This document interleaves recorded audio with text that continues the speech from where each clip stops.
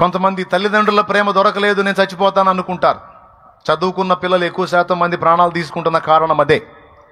చదువు చదువు చదువు చదువు చదువు చదువు అని మా అమ్మ మా నాన్న నన్ను చావు కొడుతున్నారు, వెళ్ళిన దగ్గర వాళ్ళు చావు కొడుతున్నారు.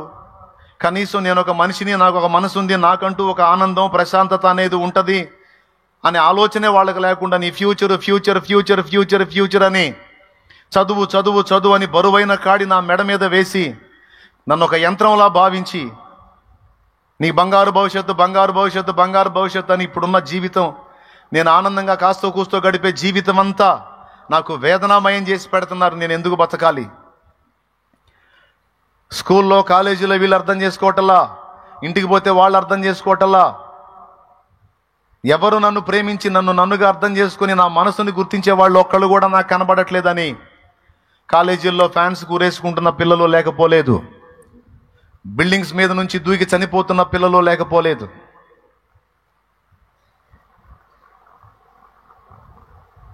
టెన్త్ క్లాస్ చదివే స్థాయి పిల్లల దగ్గర నుంచి తల్లిదండ్రుల ప్రేమ కొరబడి, తల్లిదండ్రుల ప్రేమ దొరకక, అంటే వాళ్ళు ప్రేమ గల్లోళ్ళే కానీ ఆ ప్రేమను చూపించడం, ప్రేమను వ్యక్తపరచడం వీళ్ళకి తెలియచావదు. నువ్వు చదవాలి చదవాలి చదవాలి చదవాలి చదవాలి. అమ్మా చదివి నీ శక్తి అంతవరకు అంతవరకు చదువు, శక్తికి మించే నువ్వు ఇబ్బంది పడొద్దు, ఫ్రీగా ఉండు, రిలాక్స్గా ఉండు. ఏదైతే అది అయింది, ఫస్ట్ క్లాసులు కొట్టాల్సిన అవసరం లేదు, వస్తే వచ్చింది దేవునికి స్తోత్రం, లేకపోతే సెకండ్ లేదా థర్డ్ ఏం పర్వాలా, అసలు ఏ క్లాసు రాకపోయినా పర్వాలా, ఫెయిల్ అయినా పర్వాలా, నువ్వు రిలాక్స్గా ఉండు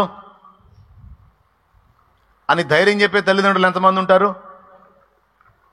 పిల్లలకి అంత మాత్రం భరోసా ఇచ్చే తల్లిదండ్రులు ఎంతమంది ఉంటారండి? ఫెయిల్ అయినా పర్వాలా, నువ్వు దాని గురించి ఏమి ఇబ్బంది పడొద్దు, ఒత్తిడికి గురి కావద్దు, రిలాక్స్గా ఉండు అని బిడ్డలకి చెప్పేటువంటి తల్లిదండ్రులు ఉంటే ఆ పిల్లలు ధన్యులు. కానీ బరువైన కాడి వాడి మీద వేసి నీ ఫ్యూచర్ నీ ఫ్యూచర్, బరువైన కాడి ఆమె మీద వేసి నీ ఫ్యూచర్ నీ ఫ్యూచర్ అని పిల్లల ప్రాణాలతో చెలగాటం ఆడేటువంటి మూర్ఖుల గురించి చెప్తున్నాను నేను. మూర్ఖత్వం ఏముందన్నా, వాళ్ళ ఫ్యూచర్ కదా మరి అంటే నీ బొంద నీ బొంద బొంద బొంద నీ బొంద. వాళ్ళ ఫ్యూచర్ ఫ్యూచర్ ఫ్యూచర్ అని కాస్తో కూస్తో ఆనందకరంగా జీవించేటువంటి ఆ జీవితం మొత్తాన్ని నాశనం చేసి ఆడబెడతా ఉన్నారు కొంతమంది. అరే చదవాలిరా బాబు, చదవాలి, చదవద్దని ఎవడు చెప్పాడు? చదవాలి, చదివితేనే కదా వాళ్ళకి ఏదన్నా భవిష్యత్తులో ఉద్యోగం సద్యోగం ఏదో వచ్చి బతుకుతారు, కాదని నేను అనట్లా. కానీ పుట్టింది అసలు అందుకోసం అన్నట్టు వాడి బతుకంతా దాని మీదనే రుద్ది రుద్ది రుద్ది. మొన్న ఒక బుడ్డదాన్ని చూశాను, దానికి మొత్తం 5 ఏళ్ళు లేవు, పెద్ద మూట అయితే వేసేది దాని పాప భారం లాగా దాని వెనక. దానికంటే మించుందండి దాని బరువు. యాత్రికుని ప్రయాణంలో యాత్రికుడు నడిచినట్టు నడుస్తుంది.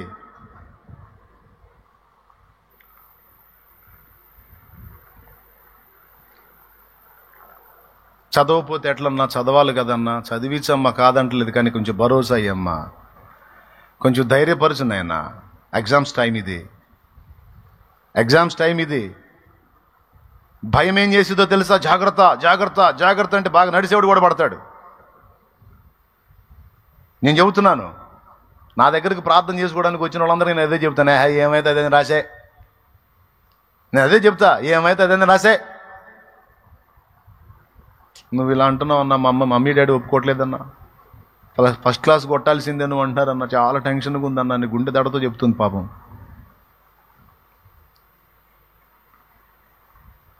ఏం చెప్పాలా నేనే వాళ్ళమ్మ నాన్న కాదుగా.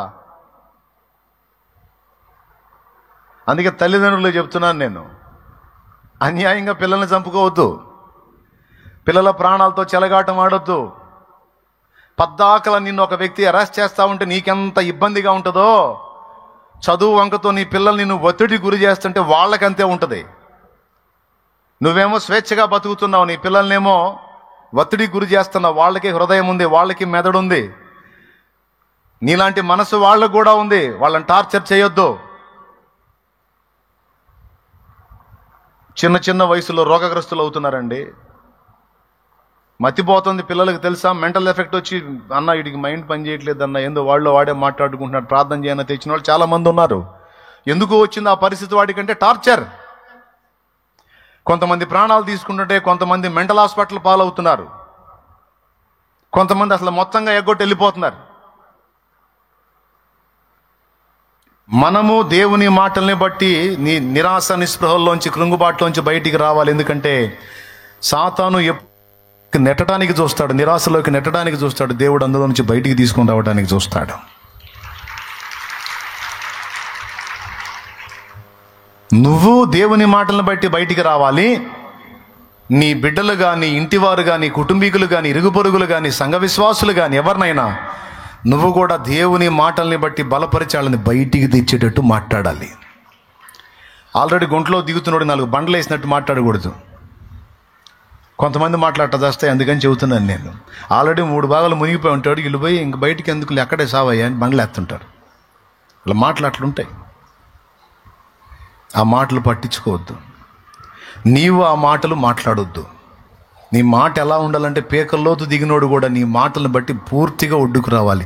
నా యేసయ్య మాటలు అట్లాంటి మాటలు, నా యేసయ్య మాటలు అట్లాంటి మాటలు, అవి జీవపు ఊటలో. నీవు కూడా ఇతరులతో అలానే మాట్లాడు. నీ అనుభవాలు చెప్పు, నువ్వు తిన్న దెబ్బలు చెప్పు, నువ్వు పొందిన గాయాలు చెప్పు. ఆ స్థితిలో నుంచి దేవుడు నిన్ను ఎలా బయటికి తెచ్చాడు, ఈరోజు దేవుడు నిన్ను ఎలా నిలబెట్టాడో నీ అనుభవాలు చెప్పి అవతల వాళ్ళని బలపరచో.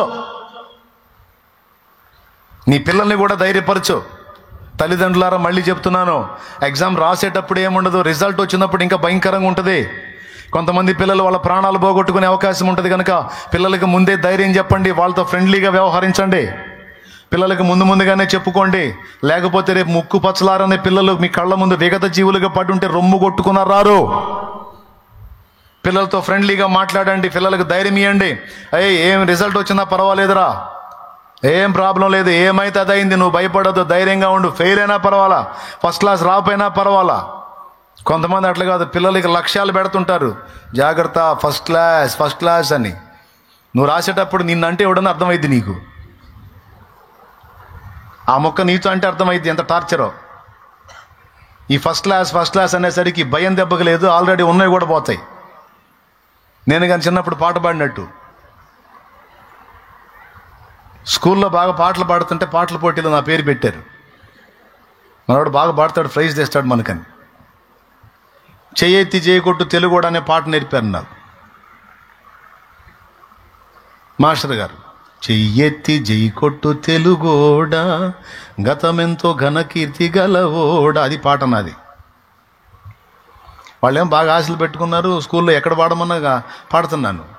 వాళ్ళు ఫిక్స్ అయిపోయారు, ఇక గిఫ్ట్ మనకే రా బాబు, బహుమతి మనకే వచ్చిద్దని, ప్రైజ్. ఇక్కడంటే క్లాసు మాస్టర్లు పిల్లలు అందరూ అలవాటు కాబట్టి ఎగిరెగిరి పాడా. అరే ఆ పోటీ కేంద్రం దగ్గరికి పోయేసరికి మొత్తం మనుషులు, నేను ఎరగని మనుషులు ఎంతమంది కూర్చొని ఉన్నారు. నా కర్మగాలి ఫస్ట్ నాకే ఇచ్చారు మైకు. నిజమండి, నాకే ఇచ్చారు మైకు. ఆ జనాలను చూసి ఎక్కడెక్కడ అనేక స్కూళ్ళ నుంచి వచ్చారు టీచర్స్, వాళ్ళందరినీ చూసి ఫస్ట్ నా కర్మగాలి నాకే మైకు వస్తే ఇక నా దడ స్టార్ట్ అయింది. నిజంగా స్టేజ్ ఫియర్ అంటారు కదా, అది వచ్చింది తీవ్రంగా. మైకు పట్టుకుంటే మైకు ఆగట్ల చేతిలో, వణుకుడు వస్తుంది, ఒక రేంజ్లో వణుకుతుంది. ఇది వణుకుతుందని ఈ చేయి సపోర్ట్ చేసి 2 చేతులు పెట్టి పట్టుకున్నా. పాట మర్చిపోయా. మాస్టర్ అంటున్నాడు పాడురా అంటున్నాడు, మాట రాట్లా, కళ్ళు తిరుగుతున్నాయి, కాళ్ళు వణుకుతున్నాయి, కింద పడతానేమో అనిపిస్తుంది, అంత బ్లర్గా ఉంది, బయర్లు గమ్ముతున్నాయి, చెవులు దిబ్బులు పడ్డట్టున్నాయి, గుండె వేగం పెరిగిపోతుంది. ఆయన అడుగుతున్నాడు పాడురా, పాడు, నువ్వే ఫస్ట్ పాడు అన్నాడు. ఏం పాట అన్నా, ఏం పాట ఏందిరా, చెయ్యెత్తి చేయకొట్టు, ఓకే అన్ని పట్టు, చెయ్యెత్తి చదువుతున్న పాట పాడటం ఆపేశా. చెయ్యెత్తి జైకొట్టు తెలుగోడా, గతమెంతో ఘనకీర్తి గలవోడా అని మళ్ళీ ఆయనకి వెళ్ళి చూస్తున్నా. పాడరా, నాయకి నాగమ్మ మల్లమాంబ పాడు. ఓకే, నాయకి నాగమ్మ మల్లమాంబ పాడరు దరిద్రుడు. మగువ మాంచాలని తోడబుట్టినవా, మగువ మాంచాలని తోడ అడు చూడరా, అడు చూసి పడరా. బాలచంద్రుడు చూడ ఎవరోడోయ్, తాండ్ర పాపయ్య కూడా నీ ఓడోయ్. ఆయన చెప్పటం నేను చదవటం, మంత్రాలు చదివినట్టు. ఒక పల్లవి, ఒక శరణం పూర్తి గల. ఇంకా చాలు, కూర్చో దరిద్రుడు, కూర్చో అన్నాడు. దేవునికి స్తోత్రం. ప్రైజు సంగతి ఏమో కానీ పొయ్యే ప్రాణం వచ్చినట్టుంది కూర్చోమనంగానే. భయం జ్ఞాపక శక్తిని దెబ్బకొట్టిద్ది. భయం మన ఆలోచన శక్తిని దెబ్బకొట్టిద్ది. అది రానికూడదు. అదొక సాధన అంతే. దాన్ని అధిగమించాలి. పిల్లలకి చెప్పాలి. పిల్లలకి లక్ష్యాలు ఇచ్చి భయపెట్టి వాళ్ళకి చెమటలు పట్టేటట్టు చేయకూడదు. ఏమైతే అదేంది కానీ బిడ్డ, దేవుని కృపను బట్టి నా పిల్లలకి అంతే చెప్పా. నేను చేయకుండా చెప్పట్లా. వాళ్ళు సాక్ష్యం ఇస్తారు, అడగండి కావాలంటే. ఎప్పుడూ వాళ్ళని ఒత్తిడి చేయలే. దేవునికి స్తోత్రం కలుగును గాక. ఈ మాటలు మీకు ఎందుకు చెప్తున్నానంటే, ఇప్పుడు సన్నివేశం అలా ఉంది, సందర్భాలు అలా వచ్చినాయి కనుక పిల్లలను, కడుపును పుట్టిన పిల్లల్ని కావచ్చు, తోడబుట్టిన వాళ్ళని కావచ్చు, తోటి వాళ్ళని కావచ్చు, ఇరుగు పొరుగులు ఎవరినైనా సరే బలపరిచే మాటలు, ఆదరించే మాటలు, ఊరడించే మాటలు, ధైర్యపరిచే మాటలు, కృంగిన వారిని లేవనెత్తే మాటలే మన నోట ఉండాలి. ఆ మాటలు దేవుడి నుంచి మనకు దొరుకుతాయి కనుక మనం కూడా ఆ మాటలనే లక్ష్య పెట్టాలి. మిగిలిన చెత్త డైలాగులన్నీ దులిపేయాలి.